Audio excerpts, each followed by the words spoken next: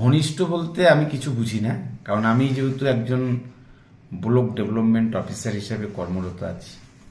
আপনাদের সংবাদ মাধ্যম ঘনিষ্ঠ বলতে পারে, কিন্তু আমার পশ্চিমবঙ্গের সমস্ত নাগরিকেই আমার সবাই পরিচিত থাকবে, আমাকে সবাই চিনবে, আধিকারিক হিসেবে চিনবে। কিন্তু আমি একটা কথা আপনাদেরকে বলছি, আগাম বলছি, যে আমি আগেও বলেছি এটা ষড়যন্ত্র চলছে, চক্রান্ত চলছে। ষড়যন্ত্রকারীরা বেশি দূর আর দৌড়াতে পারবে না, কারণ ষড়যন্ত্রকারীদের পরাস্ত হবেই, কারণ বিচার বিভাগ আছে। তার সাথে সাথে একটা কথা বলি, এই প্রশান্ত বর্মন পাবলিক সার্ভিস কমিশনের ইতিহাসে আমি প্রথম রাজবংশী ক্যান্ডিডেট যেখানে সর্বপ্রথম হয়েছিলাম। সেই প্রথম হওয়ার পর থেকেই ষড়যন্ত্রকারীরা আমার পিছনে লেগেছিল, তারা কোনো দিক দিয়ে আমাকে পরাস্ত করতে পারেনি। তাই আমি আপনাদের কাছে বলছি যে কখনোই পারবে না কালিমালিপ্ত করার, কারণ আমি সৎ, আমি এটা নিজেকে গভীরভাবে গর্বের সহিত বলতে পারি। কারণ এই জন্য আমি কোনোভাবেই এই কালিমালিপ্ত যে যতই চেষ্টা করুক না কেন, আমাকে কালিমালিপ্ত করার মানে যে প্রয়াস, তাদের যে ষড়যন্ত্রে যে তারা এগিয়ে নিয়ে গিয়ে আমাকে বিপদে ফেলার যে চেষ্টা, সেটা বিচার বিভাগ দেখবে।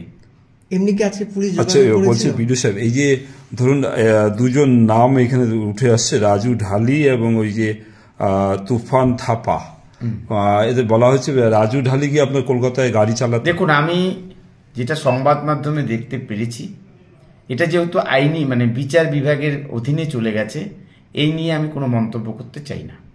এটা আইনজ্ঞ বিষয়, আইনের বিষয়, বিচার বিভাগ দেখবে, এবং বিচার বিভাগের সঙ্গে লয়াররা রয়েছেন, লয়াররা সে ব্যাপারে কথা বলবেন। আপনি আমাদের সামনে অনেকবারই বলেছেন যে আপনার কলকাতায় কোনো বাড়ি নেই, হ্যাঁ, তা সত্ত্বেও আপনার বিরুদ্ধে এরকম জড়িয়ে দিচ্ছে কেন, যে আপনার কলকাতার ড্রাইভার বা এই যে উত্তরবঙ্গের ঠিকাদার এই যে থাপা? দেখুন, এটা আমি আপনাকে একটা কথা বলছি, কালকেও বলেছিলাম, আজকেও বলি, যে সংবাদ মাধ্যম যদি বিচারকের ভূমিকা পালন করে, এটা সমাজের পক্ষে ক্ষতি। কারণ আমাদের রাজ্যে আইন বিভাগ আছে, আমাদের রাজ্যে সর্বোচ্চ আদালত আছে, এবং দেশে সর্বোচ্চ আদালত আছে।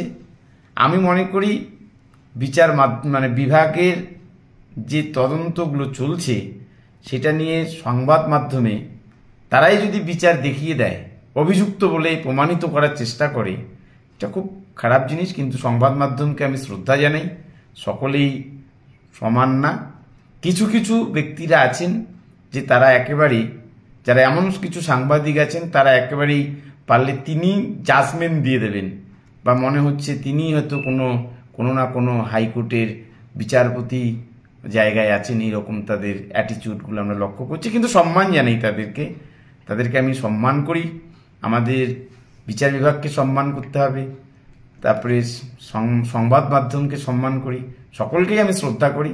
কিন্তু একটা কথা আমি বারংবার বলছি, আমি বিডিও রাজগঞ্জ প্রশান্ত বর্মন আগেও বলেছি, এটা ষড়যন্ত্রের শিকার। প্রশান্ত বর্মনকে কালিমালিপ্ত করবার চেষ্টা, একটাই কারণ, আমি যে সমাজ থেকে উঠে আসছি, সেই সমাজের পাবলিক সার্ভিস কমিশনের ইতিহাসে আমি প্রথম রাজবংশী ক্যান্ডিডেট যে 1 র্যাঙ্ক করেছিলাম, তখন থেকে আমার পিছনে লেগেছিল, আজও লেগবে। আমি আগামী দিনে একটা কথা বলেছিলাম আপনাদেরকে, আমার মৃত্যু পর্যন্ত তারা লাগতেই থাকবে, এবং আমার মৃত্যু যদি কখনো হয়, সেটাও হয়তো একদিন বিতর্কের কারণ হয়ে দাঁড়াবে। একটা কথা উঠে এসছে যে মানে রাজু ঢালি বা এই যে তুফান থাপা, এদের কাউকে আপনি চেনেন না? দেখুন, এই ব্যাপারে আমি যেহেতু কিছু বলবো না, কারণ যেহেতু আমাদের বিচার বিভাগের অধীনে চলে গেছে, এই ব্যাপারে আমার মন্তব্য করাটা ঠিক হবে না। যেহেতু আমি একটা পদে রয়েছি, কারণ এই ব্যাপারে আমাদের জুডিশিয়ারি বিভাগ রয়েছে, সেটা তারাই বিচার করবে। আজকে ছুটির দিন, তাও তো এই যে এসআইআর এর কাজে বুঝি আপনি এখনো অফিসেই বসে আছেন? না, আমি এটা নিয়ে আর কি বলবো, আমি অফিস যথাসময়ে ঢুকেছি, শনিবার বলে নয়। আমাদের যেহেতু এসআইআর এর কাজ চলছে, ফর্মগুলো বিএলআররা কি কাজ করছে, যেমন আমি নিজে যেমন আরও আছি, আমাদের ছুটির দিন বলে কিছু হয় না, আমাদের 24 আওয়ার্স কাজ করতে হয়, কিন্তু কাজ তো ঠিক রাখতে হবে। মানে আজকে আপনি অফিসে এসেছিলেন? আজকে এখন তো কেন অফিসে আসবো? আমার তো অফিস তো করতেই হবে, অফিস তো জনগণকে তো পরিষেবা দিতে হবে। এই জন্য আমি একটা কথা বলি, জলপাইগুড়ি জেলায় যত ব্লক রয়েছে পারফরমেন্স দেখুন না। আমি যে টেবিলে এসেছি একটা ফাইল নিয়ে, কারণ এসআরইআর এর কাজগুলো আপডেট করতে হবে, ইলেকশন কমিশনের কাজ আছে, এবং ডেভেলপমেন্ট সরকারের উন্নয়নমুখী কাজগুলো তো ফেলে রাখা যাবে না। ষড়যন্ত্রকারীদের ষড়যন্ত্রের শিকার হওয়া যাবে না, কিন্তু জনগণকে তো সার্ভিস দিতে হবে। কারণ আমার রাজগঞ্জের নাগরিকরা আমার মুখের দিকে তাকিয়ে থাকে। আপনি তো বলেছেন যে এই বিষয়টা একটা চক্রান্ত, কিন্তু পুলিশ এই ব্যাপারে কি আপনার সঙ্গে যোগাযোগ করেছে এখনো পর্যন্ত? না, আমার সঙ্গে যোগাযোগ একদিন করেছিল, এখনো পর্যন্ত হয়নি। আর এখন যোগাযোগ করলে আমি অবশ্যই সহযোগিতা করব। আর যেহেতু আইনের বিষয় চলে গেছে, এই ব্যাপারে এই কেস নিয়ে আমার কোনো মন্তব্য করার অধিকার নেই, বিচার বিভাগ আছে। আর এখনো আমি বলছি, সত্যের জয় হবে। প্রশান্ত বর্মন রাজগঞ্জের বিডিও দাবাং ছিল, তিনি যেখানেই পোস্টিং পাক না কেন, যেখানেই থাকুক না কেন, আমি জনগণের জন্য কাজ করে যাব এবং সরকারের উন্নয়নমুখী কাজগুলো ডোর টু ডোর পৌঁছে দেব। তাতে যদি কারো মুখে বাধা আসে বা কারো যদি রাস্তায় পথে কাটা হয়ে যায়, এইরকম আবার ষড়যন্ত্র হবে, আবার চক্রান্তের শিকার হবো, কালিমালিপ্ত করবার চেষ্টা করবে। আমি সেটা মাথা পেতে নেব নাগরিকদের জন্য।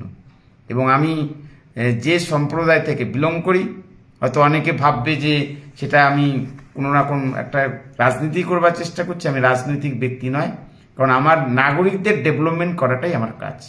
সরকারের উন্নয়ন ঘরে ঘরে পৌঁছে দিতে হবে। Thank you.